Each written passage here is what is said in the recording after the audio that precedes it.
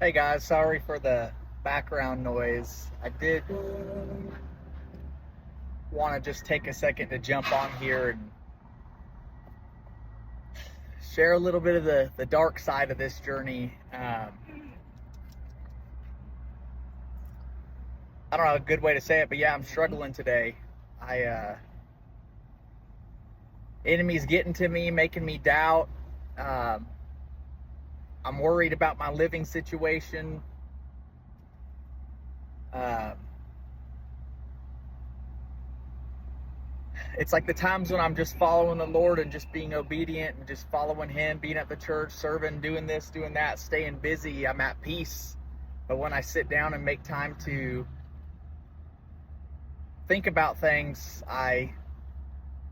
the anxiety creeps in. So it's been kind of weird. Like I've been avoiding sitting down and thinking about things and trying to get a plan together for my living situation. But I give the analogy a lot of the difference between a cow and a buffalo in a storm. The quickest way through the storm is to run through it and quit running away from it. So I think it's time I just need to sit down and get a game plan together. But anyway, I'll share some more. I'm taking my dog to the vet. Just wanted to give you guys that a little truth of reality. Talk to you soon. How's it going? So yeah, just listen back to the video of me in the truck. Yeah, I would just say I'm just trying to put everything together and show you guys both the good and the ugly side of everything. Um, but definitely, when I do sit down and just to kind of further explain what I was talking about earlier, when I do sit down and just start thinking about the future, to give you like some insight, I don't check my bank account daily, but just knowing that daily my bank account is going down and I am quickly running upon its expiration date, the those thoughts just start racing through your head, and yeah, it's a little scary. But like I was saying, when I'm staying busy, when I'm up at the church, when I'm just finding things to do, finding ways to serve the Lord, I'm just at peace. Um, and it's like a weird thing, like I mentioned with the cows and the buffaloes. Um, this is a real life thing. When a storm is coming, the cows run away from it. Now, I live in Florida, and I don't know if you guys have been watching the weather lately, but it's going to take a pretty daggone fast cow to outrun uh, the hurricane, outrun a storm. But the buffalo, they turn around and face it head on, and they're in the storm a lot less time. So I'm sitting here kind of thinking to myself, like, maybe it's time that I need to just turn around and face the storm. Um, get a game plan together, which I think I've already done that. Um, but a tool and a tip that I just found, and I know I still don't sound like completely chipper, um, but as I was driving home from the vet, I was just thanking the Lord, thanking Him for listening to me, for hearing me when I don't speak, for having a plan when I don't have one, for having a path when mine is lost, for loving me when I don't feel it, for His will being better than anything I could ever imagine, for having a plan, for the pain, for never having anxiety, and for just being trustworthy. Um, so I share all these things to share with you. Like in these times of anxiety, if you just start thanking the Lord instead of pleading for Him for it to go away, start thanking him. Like I wrote a little, I don't know if you guys can see this.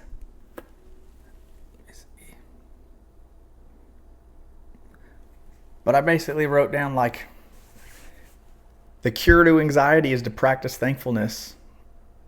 I know that to be true. I've been doing it, and it works. So I just wanted to share a little bit of that with you guys. To if you watch my videos and I'm always in this like chipper mood, it's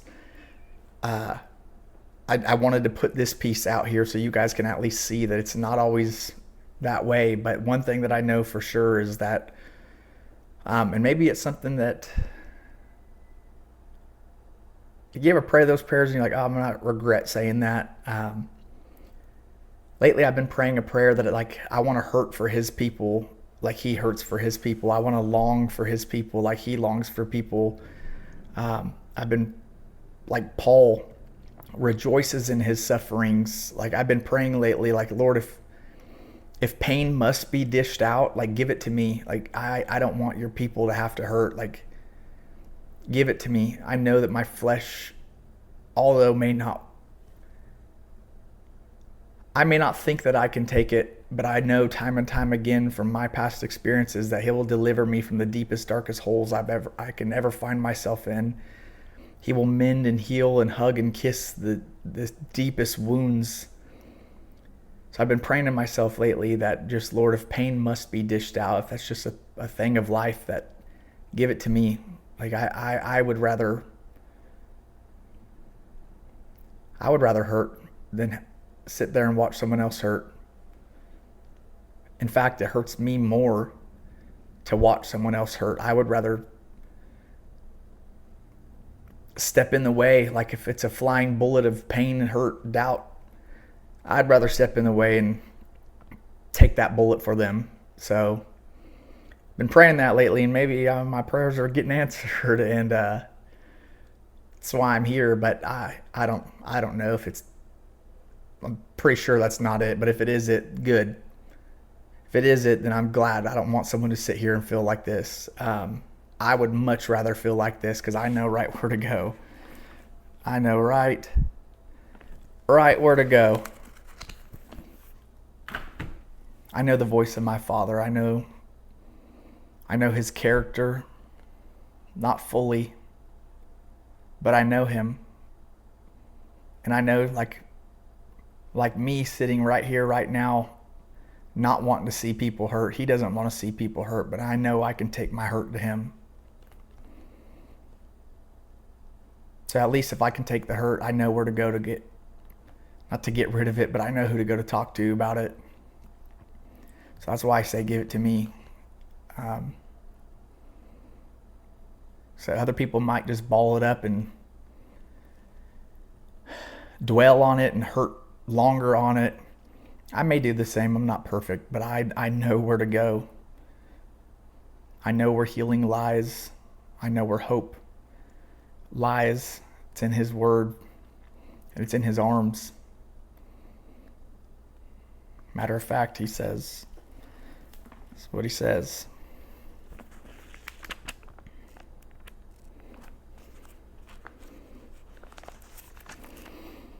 He says if you're hurt, if you're tired, if you're angry, if you're lonely, He says,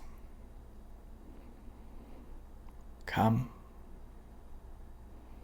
He says, come to me, all who labor and are heavy laden, and I will give you rest. Take my yoke upon you and learn from me, for I am gentle and lowly in heart, and you will find rest for your souls. For my yoke is easy and my burden is light. So I know where to go.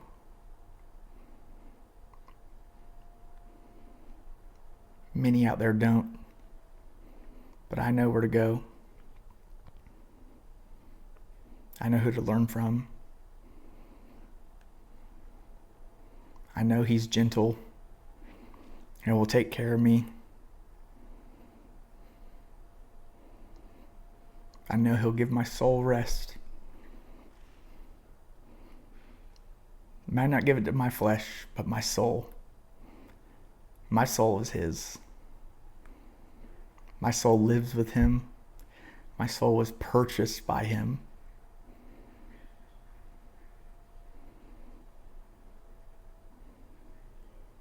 I know where to go. His name is Jesus.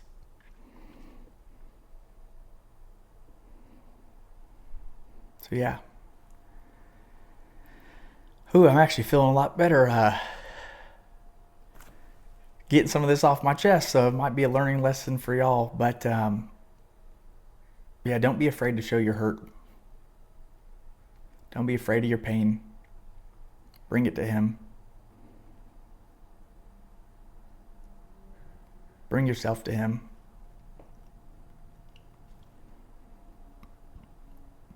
Our God doesn't need you to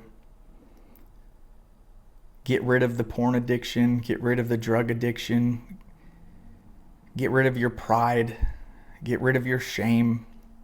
He doesn't need you to get rid of your doubts. He doesn't need you to stop talking to your wife the way you talk to her. He doesn't need you to quit yelling at your kids. He doesn't need you to throw away the bottles of alcohol you hide and drink in quiet.